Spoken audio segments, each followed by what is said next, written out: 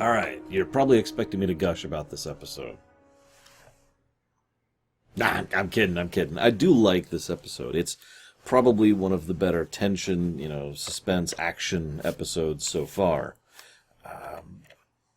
There is a caveat, okay?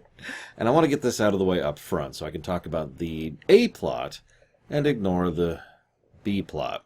Oh, I also need to correct myself. I made a stink 2 episodes ago. Fortunate Son, with regards to the nav buoy, or the com buoy. Turns out that was actually com buoy 1 that they were using. And in fact, they were dropping com buoy 2 in this episode. That's on me. I made a mistake. In fact, if anything, that's continuing that whole setting continuity thing I've mentioned several times as being kind of awesome. The fact that they're keeping track of that and that they already dropped a buoy, which is how they were able to communicate with Earth, is kind of neat. Still think it should have been a one-way communication thing, but as I've said many times, I think they advanced the tech level a little bit too quickly in this show, and I think that's problematic. Sorry, I stuttered there because I was about to say in this episode, which I do think this is true. I think this is too early for phase cannons. I do. Maybe some kind of low-level something, but these are portrayed as the big guns, and with good reason. Whatever. Moving on. Let's get the bad out of the way. One of the episodes I constantly reference when it comes to Star Trek Ruminations is The Swarm. Because The Swarm had an A-plot, which was we've got to save the ship from the Swarm, which was dumb and stupid and boring and awful, in my opinion. And then we have the B-plot, which was the Doctor was losing his memory and they have to deal with it, and it's this big, awesome character piece, which was awesome and amazing. It was an episode that was bipolar. Half of it I really liked, and half of it I really did not. I could also mention The Neutral Zone over in TNG for a similar example of this. That is exactly this episode, except in this case it's not half. I wanted to do some math, because I like to quantify things. Somewhat recently, from my perspective, I did a review stream on The Last of Us... Wrong game. No, it was... No, it was The Last of Us 2. Now, that game was relatively short. In fact, you know what? Hang on. Let me give you figures, so we're going to get a bit of glare here, but I've got stuff here. So, Last of Us 2... was a 21.88 hour game. Not that long. Not really. Not that long later, I played Ghost of Tsushima, which was a 40.25 hour game. Now, Ghost of Tsushima felt shorter, and I never got bored of playing it. Whereas I got bored of going from point A to point B, but that's a separate complaint. The game itself felt shorter than the game that was about half its length. Now, that is important to keep in mind, because how you use length is what matters. Yeah, sex joke, but seriously, it is what you do with the length that actually does matter when it comes to any fictional work. Movie, book, game, show, play, song, poem... Anyways, so as you're going through... Sorry, I'm just goofy today. As you're going through, sometimes it's just like, oh my god, I'm halfway through the episode. I barely even noticed the time passing, because it was really engaging and interesting. And sometimes I feel like the episode's just dragging on, because it's not. I got to about the 2/3 point of this episode, and I was like, you know what, I'm going to quantify. Because it feels like the B plot, which is the Hoshi trying to find the favorite food of Reed plot, was just dragging. And there were several long sequential scenes about it, which made me think that maybe it actually was longer. Now, I cut out any time that was spent on an unrelated point to either of the plots. There's a few moments which are just character building or world building, like the bit with Natalie and Tucker, for example. And I cut out most of the action shots of just the ship doing a panning, just the establishing shots. I cut out most of those. That leaves us with 30 minutes and 30 seconds of the A-plot. That's the threat of the Alachi. By the way, I'm going to call the aliens the Alachi in this because it's easier than calling them unknown aliens. Cool. I could call them the Kavalan. Anyways, and 13 minutes and 39 seconds of the B-plot, which is Hoshi trying to figure out what's going on with Reed. Now, that's about an accurate spread. 2/3 of the episode is devoted towards the big threat of the week, and 1/3 is devoted towards the character thing. Okay, that's fine. And that's a good spread for an A-plot, B-plot. But as I already prefaced this whole conversation with, it is what you use in that length that really matters. This is the first time since I have actually been rewatching this, for these ruminations, where I have wanted to skip through scenes because the Hoshi trying to figure out the food thing was that disinteresting to me, and thus it dragged. Now, I don't mean to, criticize without critiquing. I do have an alternate idea here, but before I jump into that, I want to mention a couple of things. So first of all, why Hoshi? You've just encountered a new alien race, and you're trying to figure out something about them, and you decide to send your comms officer to go and deal with the pineapple issue with someone's upcoming birthday. Huh? No, I'll tell you exactly what happens, although this is, again, speculation, not codified fact. But what's happening here is they've already started running out of things for Hoshi to do, and she is quickly being shuffled down from B-list cast member to C-list, the same general thing that happened to many other actors in Star Trek, most of them female. Anyways, so naturally, what we have is a lot of focus on that, and I don't want to talk about it that much. She's flirting with him, but it's just a misunderstanding. Isn't that funny? Or the fact that nobody seems to know him well enough, including his sister, or his old friend, or maybe his parents. His mother doesn't know his favorite food. I roll to disbelieve. I mean, at the least you could have said it was his favorite food from back in the day, but then, tastes change, and we haven't talked that much. Also, by the way, the dad's disdain about this and mentioning that he used to be part of the Royal Navy really got my mind going about a topic I'm not going to dissolve into because I have other things to talk about in this episode. But I do have to mention I love the idea that Earth is not united yet. Oh, sure, we have a star fleet, but that's probably more like a coalition thing under, say, NATO or the UN. Because there's still a Royal Navy.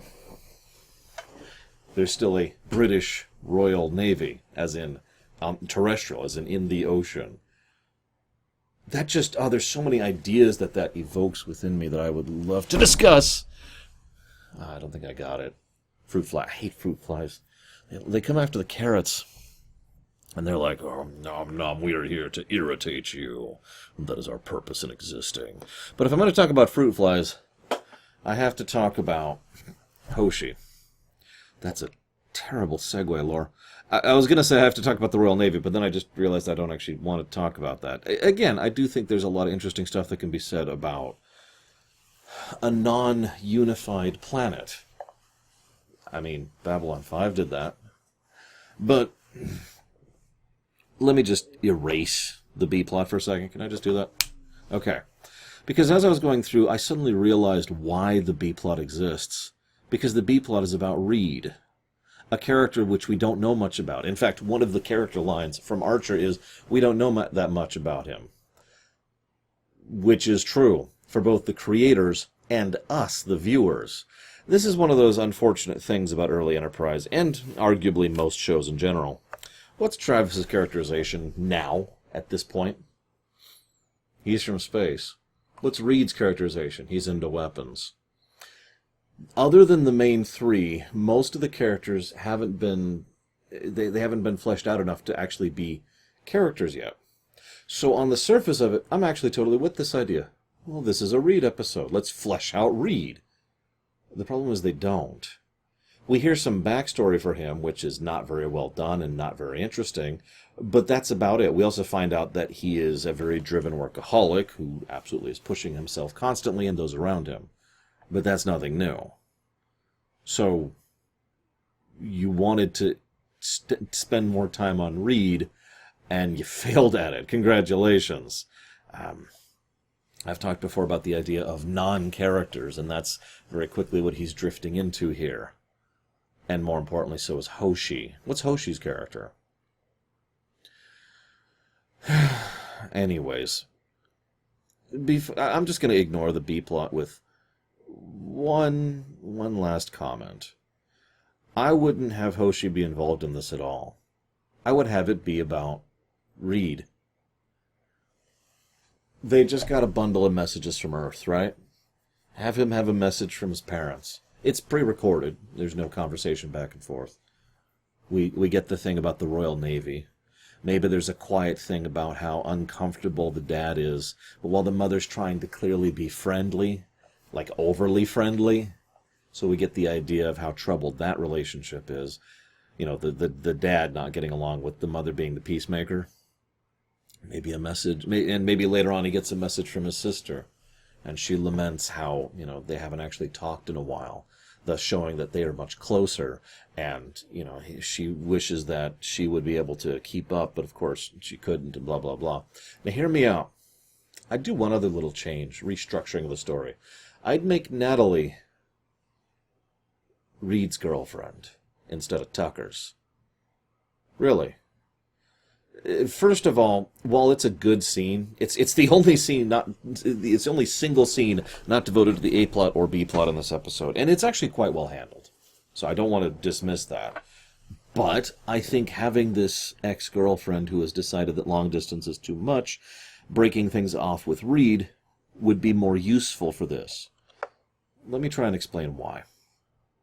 First of all, it shows that Reed, for all his, I'm a Marine, let's call it what it is, sailors will be sailors kind of a thing. Truth be told, he does have someone that he had been waiting for back home. This will actually come up in Shuttle Pod 1 as well, so I would use this same person, Natalie, or whoever. We could also still keep the Natalie thing and just have another girlfriend for Reed, but I'd rather not repeat myself here. So, like I said, just replace and restructure in the story so that one of the letters he sends, he's writing down for when they find his corpse, is to her. I would also have this come up in the future several times. Make it so they continue to have friendly relations. Make it so they keep talking to each other every now and again. Have him reference it every now and again. And in this episode, this is important, we would find out a little bit about her, maybe in terms of an actual flashback back on Earth, maybe just in terms of him remembering things as he's encountering a certain particular problem with regards to getting the guns working.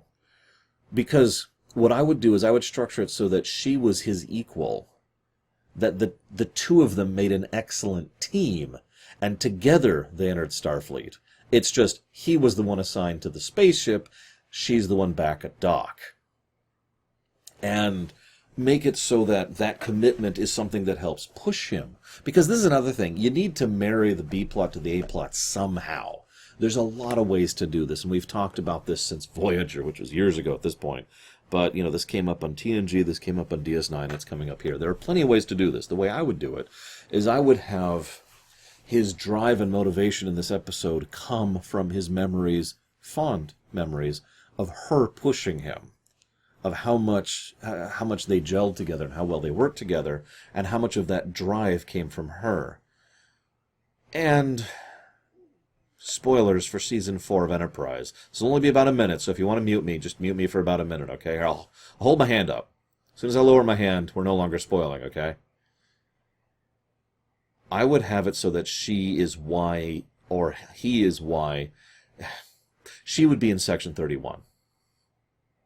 Just like Reed was. The way I would do it is probably that she recruited him into it, as she was already a part of it. But we could do it the other way, too. He recruits her. And thus, when he ended up deciding to focus on his military career and kind of bowed out of Section 31, that then proved to be the initial rift that led to him accepting a ship post, which led to them finally breaking up. Either way, I think this restructuring would work a lot better and give us more actual insight to the character. You'll notice I didn't really go into the character that much either. I'll admit that's because I didn't even think about that aspect, but I would have there be more character there. Actual moments of developing him out, rather than food preferences. Let's talk about the A-plot, which is much more interesting. They find an enemy ship. They can't scan it at all. Its shields block all scans. That's awesome. The number one really big thing that always strikes human fear is the unknown. So we've got this big evil-looking ship, which is... Okay, I mentioned the Cavalli and the Elachi thing earlier. I'm going to keep calling them the Elachi, but this ship is the same type and approach and model that they used in somewhere in Season 3, I forget which, where they call them Cavallans. Now, the Cavallans are basically non-entities which are not fleshed out either, which is why I just kind of throw that out the window, just like STO did, and I just say that these are Elachi. And I'm going to keep doing that going forward, just FYI. Anyways, so... The Elachi ship shows up. They have these really powerful shields, and they can't figure out anything about them. They shoot at them as they leave, and the damage is not exactly small. Awesome. Then they do this really invasive scan. I really like that. So scanners, in Star Trek, we've always just kind of accepted that scanning is sort of a passive thing, but generally speaking, the concept of scanning, which is a real-life concept, involves detecting specific types of radio waves or putting out specific waves and then figuring out what the result is of that, either with a bounce back or whatever, right? What I love is the idea of something that is so... like the idea that the more detailed and accurate information you want, the more invasive the scan has to be, to the point where it gets to the point where the person being scanned can literally physically feel the scan happening, like what happens here in this episode. It's actually something I used in my own setting. There's these airships, Magitech airships, that have very accurate, ludicrously accurate scanners. But if you scan, everyone is going to know you scanned, because it's this really obvious, that goes through you as it sends out these magical rays, which then respond, and in so doing, it is very invasive, like I just mentioned, just like the Elachi scanners here. So I love that concept, and it'd probably get them tons of information, not just about the ship, but exactly how the ship works, which would explain why they were able to disable people in a way that caused them brain damage and nearly blow up the ship with a very carefully placed piece of sabotage. So, they're very damaged. Tucker almost got killed, and Archer says, okay, let's turn around, let's go home. This kind of pisses me off a little bit. I do like the A-plot of this episode, but you'll notice how, once again, they're doing some very severe slanting, because this is portrayed as a defeat. Oh, we have to go back home. Why is that a defeat? Like, I actually legitimately don't understand that. You guys left in an unfinished ship before you were ready to go. A point that's actually brought up in this episode. So going back for the occasional checkup isn't exactly a big deal. The Enterprise D did that semi-regularly. It's called maintenance. Why is this a big deal? And they're all like, I didn't want to go back so soon, and it's so horrible, and blah, blah, blah, blah, blah. Okay. Then they're like, we're totally going to install these phase cannons in 2 days instead of a week, which is ludicrous, but I'm not going to question it. Let's just move on. Then they get attacked again. This time the Elachi actually shut down their power. Quick question. How does she know that they're opening the shuttle bay with no readout and no power? Anyways, so they attack. And there's this actually really wonderfully creepy bit. This is why I consider this a good episode, because for all the nonsense that's in it, the way they use the Elachi is brilliant. We see them just walking by the corridor. At 21 minutes and 44 seconds is the first time they show up, and it's incredibly creepy. Then we see them invasively scanning humans, which of course causes them brain damage. Might have been intentional, might not have. We don't know. We then try to talk to them. That doesn't have anything. Then we shoot them, which doesn't do anything. Then we shoot them on higher power, which does nothing. All of this is all done in a corridor where all the lights are off. So all they have is a flashlight. This is wonderfully creepy and really gets across the most important aspect and the theme of the episode. You are massively outgunned. It's also worth noting, this is actually really important. They turned tail and ran, but the Elachi ship caught up to them. Hey, it's that speed problem from Fortunate Son again.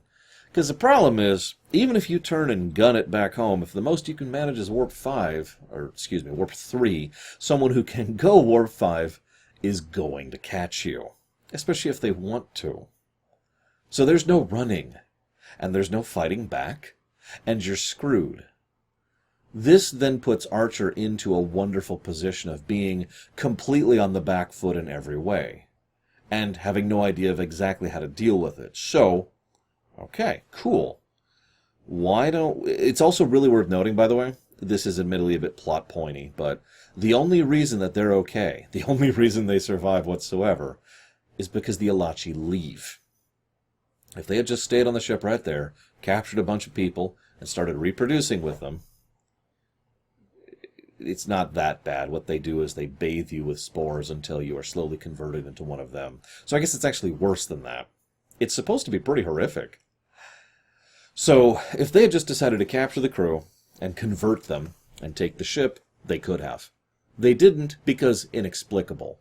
Now, this is probably the one weak point of that, because they let them go because we need to have the heroes live. It's the classic thing, right? Ha ha ha, I have defeated you, and I am the villain, and I have beaten you, and now you're laying helpless before me. Now I'm going to leave, because I've already won. In a few weeks you can come back after leveling up for a few hours, and then you can finally match me. But right now you're meaningless. And sometimes that can be done well, and sometimes that can be done weirdly. But either way, I do think it works okay here, because it adds to the overall what the heck is going on with these things thing. It is very important by the writer to never actually reveal the motivations of the Alachi, and I do like that. I think it's to the strength of the episode. Never naming them, never giving any idea of their hint of what they want or why they want it. In fact, the only communication they ever have is brilliant, because Archer gives this big defiant speech, which is not great, and then towards the end they play back edited portions of his speech back to them. You are defenseless, surrender your ship. That's a nice touch, and that's as much as we get to communication. This is a classic sci-fi horror story. Now, I'm overselling it a little bit, but I do want to stress that I really do like the theme and the overall approach here. There's even this great bit where Archer, Travis is like, I bet they... Yacht attack. I bet we call Vulcan High Command. They'd be more than happy to send someone. Archer's like, I'm sure they would. He looks around, looks at T'Pol, walks over to Hochi, and just kind of sighs a bit. And I like that. He never actually admits it. He never actually swallows his pride verbally, but he does get across the idea that, okay, fine, this is serious enough. Let's call the Vulcans for help. Oh, guess what? The comm buoys are gone because they blew them up. You are now stranded in every way. No communication, no running, no fighting back. Now, that is really horrifying. So... Reed butts up... Oh, yeah, by the way, they showcase the idea that torpedoes aren't really all that great against shields. I've actually mentioned this a few times before. That is a really recurrent element in Star Trek, so much so that virtually every Star Trek game uses the same format. Shields need to be taken down by energy weapons. Hull needs to be taken down by projectile weapons. The aforementioned STO does that as well, but it's not the only one that does that. This is recurrent across almost all of Star Trek, so I kind of like that they keep that here. It's the Alachi's shields, but their torpedoes do nothing against them until they can get those shields down with the phase cannons and then actually damage them with the torpedoes. See, so that's kind of neat. I still think they shouldn't have phase cannons, but whatever. By the way, the only reason I don't think they should have phase cannons is because there's just an unfortunate trend in Enterprise the show to just kind of have modern tech, as in modern Trek tech, TNG, DS9, and Voyager era tech in Enterprise. And it's like, I really liked that low-tech thing and that limited-tech thing, and it's just been fading rapid fire. We're up to, what, episode 10? And it's already basically gone. Anyways. So, Reed butts heads with Tucker. Tucker then clamps down and says, no, it's the chief engineer's call. This isn't safe. We're not going to take shortcuts that are going to risk people's lives. Okay, I'm absolutely with that. Then he goes and talks to Archer. And damn it, episode, I was liking the A-plot so much. Because then Archer is like, I'm an idiot, and I launched into space early, and blah, blah, blah. And then Tucker says, no, you were right! You, Janeway, were right to go ahead and launch early because, and the funny thing is the reasoning given is, A, because then Klang wouldn't be dead. I'll come back to that in a second. And B, because astronauts shouldn't be afraid to take risks. That's not an argument. Neither of those are an argument. You could say the Klang thing, but the Klang thing makes no sense whatsoever when you realize that what could have happened is then the Enterprise could have turned around and gone right back to Earth and been finished being set up, which they could have done, and should have done. But no, why don't you stay out there in your broken jalopy? The second reason that this irritates me is the idea of taking risks being a good thing. Now you're probably thinking, Lore, you're an idiot, and you're right. Taking risks can be a good thing, but the problem is that is an invalid equation. Risks are not a positive or a negative. They are a natural part of existence. You always take risks doing everything. It's not that taking risks is good or bad, it is simply life. So it's not that you should be unafraid to take risks because that's stupid. That's like saying you should drop all of your money on the next lottery ticket because you're being brave and taking risks. No, that's just stupid. It is what you do with how you take risks that actually matters. Thus, risk isn't even, like I said, it's not even really part of the equation. So, I feel like I'm describing this so badly. The point is, Tucker's argument is not. So he's wrong, and then he says something unrelated. This then leads to Archer, who is now right. Convincing himself that he is right. That's important. Keep that in mind for later, because the next thing that happens is Tucker then goes to Reed and says, you are right to take risks, because taking risks is right, so take risks. So 2 days pass. No contact from the Alachi. How convenient.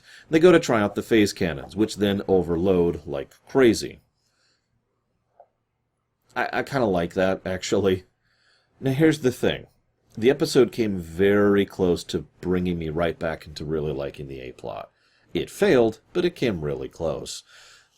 See, they overloaded the phase cannons by effectively dumping far too much energy into them, way more than was safe, and blew out many things in doing so. This causes a lot of damage to the ship, but results in a very damaging shot. You probably already see where I'm going with this. So towards the end, they shoot the normal phase cannons, which don't do much against the enemy shields. Now, if we're being honest, what should have happened is an actual battle where they just shoot and try to pull down the shields, but let's ignore that for a second. What they need is the big gun. They need this because they need it now. So intentionally override them. Okay, that makes perfect sense. And you know what? That sounds kind of cool. Hear me out. What if this was their nuclear option? What if this was something where they had the phase cannons, they're installed now, somehow. Starfleet engineers, rocks, replicators. So they have the phase cannons, and they can use them, but if they ever need something really, really big, if things are really bad, and they need to hit the nuke button, they can overcharge those suckers, which will cause damage to their ship, and blow out relays, and force them to stop for repairs, but it gives them one really big hit. Think about that. Now, obviously, that appeals to me as a video game player because risk-reward. Hey, risk! But the idea then becomes that this becomes a narrative tool as well. This allows you to vary up the kind of threats they face. And in fact, this could be a thing that comes up in the future. Oh, God, the Klingon ships, we're doing okay, sir. Hull's fine for the most part because hull plating is shielding. But we're having some issues. Should we overload the phase cannons? No, I don't think this calls for it. We're already pretty damaged. I think that might be a bit of an issue. That's a good point, sir. Okay, let's go ahead and push for it. Imagine if they have the overload option in Season 3. Imagine if some of the damage done to them in Season 3 was from overloading deliberately against the Xindi. That's why I say the episode came very close to pulling me back into liking it. But no, they just compensate. Okay. Then the episode pisses me off. This is why I'm kind of winding down a little bit here. Because while I do like this episode, it ends on two terrible notes. The first terrible note, or rather the second terrible note, is, hey, it's pineapple cake. I already said my piece there, so we're just going to move on. The first point it ends on is, well, I don't see any reason to go back now. Do any of you? And T'Pol is the one, of course, who says no. So they say, all right, well, we're going to turn right around and drop a message buoy and keep going. I wanted to smack him. You are woefully unprepared for what's out here, in a ship that is not properly set up or supplied, and has just undertaken extensive damage over several days, and could sure use some time to get some fresh supplies and and refit in order to fix all that crap. But no, we're fine. Let's just keep going, because we're Voyager and we can just make up repairs on the fly. One of the things that irritated me most about Voyager was the absence of setting continuity. The torpedoes, the shuttles, the damage to the ship, none of that meant anything, because none of it stayed from one episode to the next. Now, I don't know if that's true in Enterprise. Remember, I don't really know Season 1 and 2 all that well.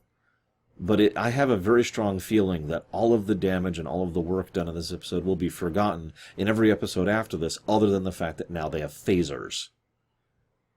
And that's a damn shame. At the very least, you could have had several episodes with them trying to deal with limping through space. And I'm pretty sure they actually do something with that in Minefield, I want to say. It's one of the only episodes I remember distinctly, because it leads to the B'Elanna Taurus space station episode. But those are vague memories for another time. I hope you've enjoyed, guys. I'll see you next time. Ooh, carrots, my favorite!